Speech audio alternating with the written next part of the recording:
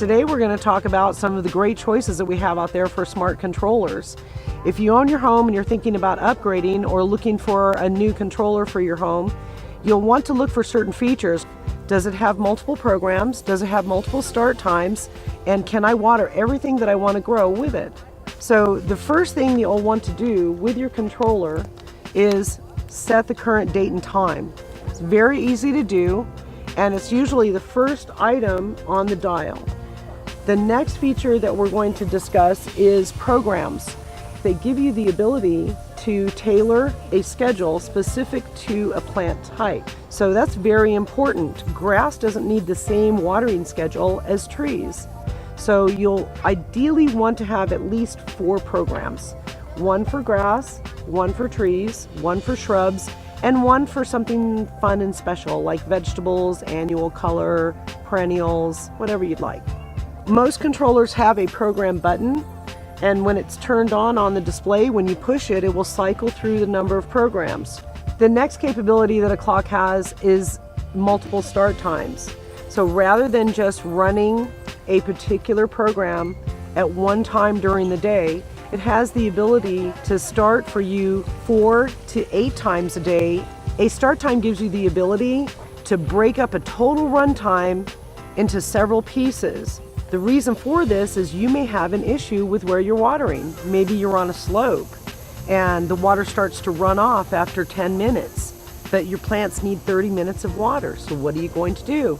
You're going to break it into 3 start times of 10 minutes each, spaced an hour to an hour and a half apart, so that the water can slowly penetrate and percolate down into your soil, and then you got a happy plant. The last 2 settings on your controller are going to be your run times. The run time is going to be the total amount of time to wet the soil deep enough for whatever plant it is you're watering. And the next one will be watering days. Most controllers run on a calendar week, 7 days, and most of them have the capability of scheduling over a 2-week time frame. However, some of the newer controllers can do interval spacing and odd even days, and give you the option to spread your watering out over 31 day to 6-week periods.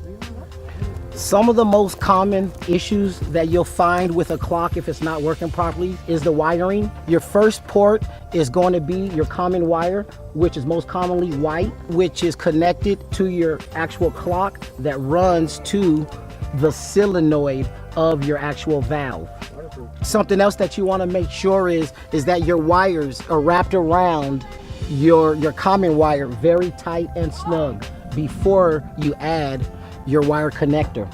And what you want to do is go ahead and push down really tight on your connector and start to turn at the same time as it starts to tighten.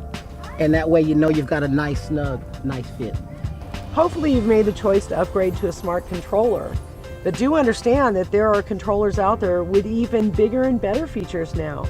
You can get them with weather sensors, rain sensors, soil moisture sensors, and now they have Wi-Fi capable controllers that you can operate from an app on your phone. So in case of a weather event, you can turn it off or reschedule it for another day.